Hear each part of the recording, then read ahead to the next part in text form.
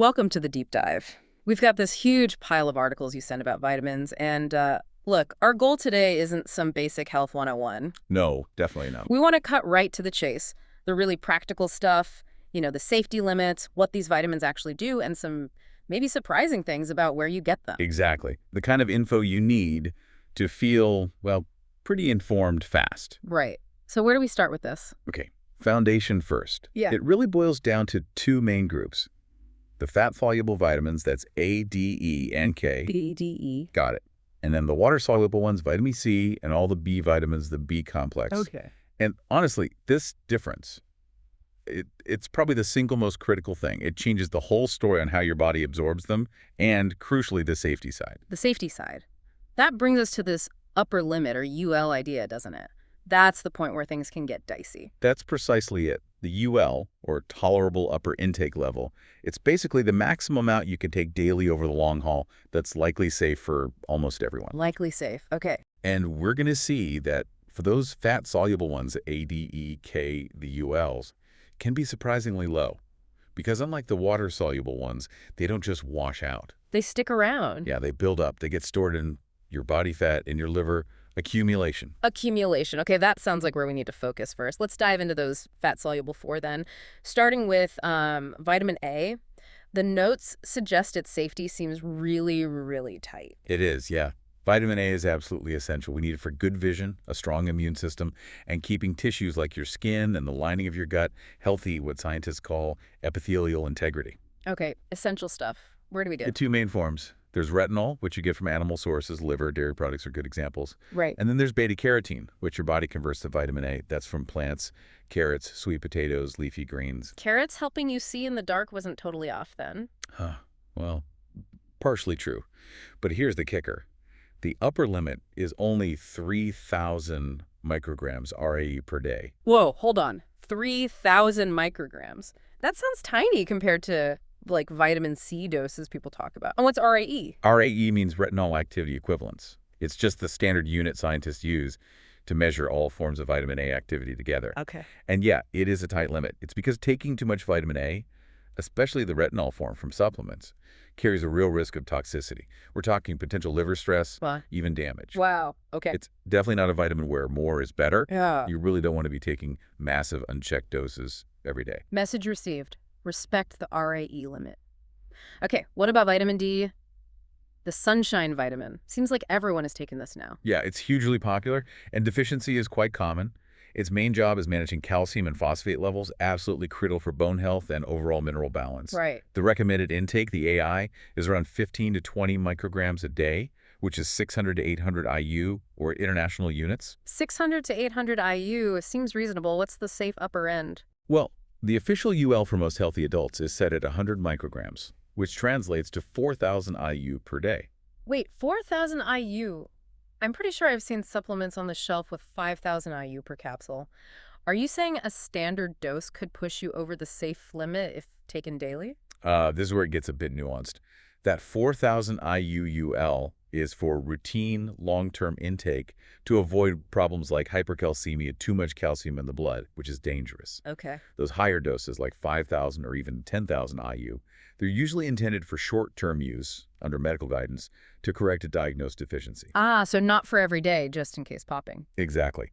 It really highlights that while deficiency is a real issue, automatically assuming more D is safer isn't the right way to think about it. That's a really important distinction. Okay, let's quickly touch on E and K. They seem a bit different. Maybe not the same broad toxicity risk as A and D, but they have their own specific warning. I definitely do.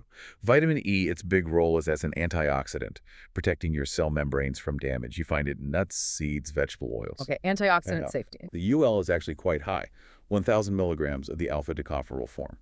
But, and this is key, that limit isn't really about organ damage. No. Then what? It's because very high doses of vitamin E can interfere with blood clotting. It can significantly increase the risk of bleeding, especially if you're already on blood thinners. Got it. So high E equals higher bleeding risk. What about K, the clotting vitamin itself? Yeah, vitamin K is essential for making the proteins needed for blood coagulation, and it also plays a role in bone health. And sources. It comes in two main forms. K1 is abundant in leafy green vegetables. Think spinach, kale, broccoli. K2 is found more in fermented foods like natto and some cheeses and animal products. Okay, K1 greens, K2 fermented. What's the safety picture? Here's the interesting part. For vitamin K from food and typical supplements, there's actually no established upper limit. General intake isn't considered toxic. Oh, so no worse then. Well, but Yeah. if you are taking anticoagulant medications like warfarin or Coumadin, Ah, blood thinners again. exactly. Any big change in your vitamin K intake, up or down, can seriously mess with how well those drugs work. So while it's not about toxicity per se, consistency and caution are absolutely vital for people on those medications. Okay, that makes sense. So to sum up the fat-soluble group, it's all about accumulation risk with A and D and specific interaction warnings with E, bleeding, and K, anticoagulants. That's a great summary. Right, let's shift gears completely. Water-soluble now, the B complex team. If the first group was about storage and caution, this sounds more like flow and energy. That's a perfect way to put it. The B vitamins, they're like the essential spark plugs and lubricants for our body's metabolic engine. They don't hang around and accumulate. Use them or lose them. Pretty much. They get used quickly in energy reactions, and any excess is generally flushed out in urine pretty easily. Think about thiamine. B1, absolutely vital for getting energy from carbohydrates. Right. Or pantothenic acid. B5, you need it to make something called acetyl-CoA, which is like a central hub for energy production from fats, carbs, and proteins. And the good news, generally, is that for most of these B vitamins like B1, B2, riboflavin, B5, B7, biotin, and B12, taking them orally, even in fairly large amounts, is considered safe. Right. No official UL. Correct. Their potential for toxicity from oral intake is really low. Take B5, pantothenic acid. Its name literally comes from the Greek pantothen, meaning from everywhere. It's so widespread and generally safe. Excess just gets excreted. Okay, mostly safe. But you mentioned there are a few exceptions, 3 B vitamins that do have limits or specific concerns we need to flag. Yes, exactly. Let's start with niacin, which is B3. Niacin, right. What's its job and its limit? Niacin is important for turning food into energy at the cellular level and also for DNA repair. You get it from meat, fish, poultry. Mushrooms are a good source too. And the UL? It's quite specific, 35 milligrams per day. But crucially, this UL applies only to niacin from supplements or fortified foods, not the niacin naturally in your diet. Why the limit just for supplements? It's mainly to prevent something called the niacin flush. High doses can cause temporary redness, itching, and a burning sensation on the skin. It's generally harmless but uncomfortable. Ah, the flush. Yeah. And at much higher doses, there can be more serious concerns like liver issues, so the 35 milligram limit is a preventative measure. Okay. Next up, B6. You mentioned this one has a particularly serious warning tied to the nervous system. Yes, pyridoxine, B6. It's vital for processing amino acids, building blocks of protein, and for making neurotransmitters, the chemical messengers in your brain. Sounds important, the limit. The UL is 100 milligrams per day. And this is one we need to take seriously among the water-soluble vitamins. Why so serious? Because taking high doses of B6, like well above 100 milligrams daily, for a long time, we're talking months or years, is linked to a risk of developing sensory neuropathy. Neuropathy. Nerve damage. What does that actually feel like? Is it just pins and needles? It can start like that. Yeah, tingling, numbness, maybe burning sensations, usually in the hands and feet. But it's actual damage to the peripheral nerves. In severe cases, it can affect coordination, balance. It's not trivial. Wow. And the damage isn't always reversible. That's why the UL is set where it is, to prevent people from unknowingly causing long-term nerve issues through excessive self-supplementation. Okay, that definitely raises the stakes for B6. Good to know. Finally, let's tackle that crucial pair, B9, folate, and B12, cobalamin. You said their relationship can be like a metabolic trap. It really can be. This is fascinating stuff. Folate, B9, is essential for making DNA and for cell division. Think rapid growth phases like pregnancy. Right, folate and pregnancy, always linked. Exactly. Now, we need to distinguish between folate, which occurs naturally in foods like leafy greens, legumes, oranges. Okay, natural folate. And folic acid. Folic acid is the synthetic form. It's what's used in supplements and to fortify foods like bread and cereals. It's actually more bioavailable, but it's chemically distinct. Synthetic folic acid. Oh. Got it. Is that the one with the UL? Yes. The UL for synthetic folic acid is 1,000 micrograms per day. There's no UL for naturally occurring folate from food. And the reason for limiting the synthetic form, it's this B12 masking issue. Precisely. Now let's bring in B12 cobalamin. B12 is absolutely vital for nerve function. It helps build the myelin sheath that protects nerves and also for red blood cell formation. Okay, nerves and blood cells. Where do we get B12? This is the key point. B12 is found almost exclusively in animal products: meat, fish, poultry, dairy, eggs. It's not reliably present in plant foods unless they're fortified. Ah, okay. Only animal sources. So what's the trap with folate? Right. If someone has a B12 deficiency, which can happen due to poor diet, Hmm. but more often due to absorption problems, especially as people age, one of the first signs is often a type of anemia called megaloblastic anemia, big, immature red blood cells. Okay. Here's the trap. Taking high doses of synthetic folic acid above that 1,000 millisTGUL can actually correct this anemia. It makes the blood cells look normal again on a blood test. So it fixes the symptom. It fixes the blood symptom, yes, but it does nothing for the underlying B12 deficiency. And while the blood looks better, the B12 deficiency continues silently damaging the nervous system. Oh, wow. So the folic acid masks the warning sign. Exactly. It masks the anemia, potentially allowing irreversible neurological damage to occur before the B12 deficiency is caught. That's why the UL for synthetic folic acid exists. It's a safety measure to protect nerve health. That is a really critical interaction to understand. And it leads right into practical issues for people with certain diets. Absolutely. Given that B12 comes naturally only from animal sources, anyone following a strict vegetarian or especially a vegan diet is at high risk for deficiency if they're not careful. So what's the advice there? The recommended daily intake for B12 is actually tiny, just 2.4 micrograms.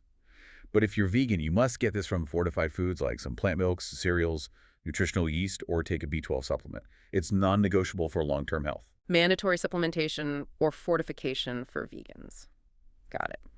Okay, that covers the B complex complexities. Let's quickly hit the last one, standing alone, vitamin C. Ah, yes, vitamin C, ascorbic acid, a real powerhouse, essential for making collagen-thin skin, tendons, blood vessels. It's a major antioxidant and heavily involved in immune function. Sources are pretty well known. Citrus, berries. Yep, citrus fruits, berries, kiwis, bell peppers, broccoli, lots of fruits and veggies.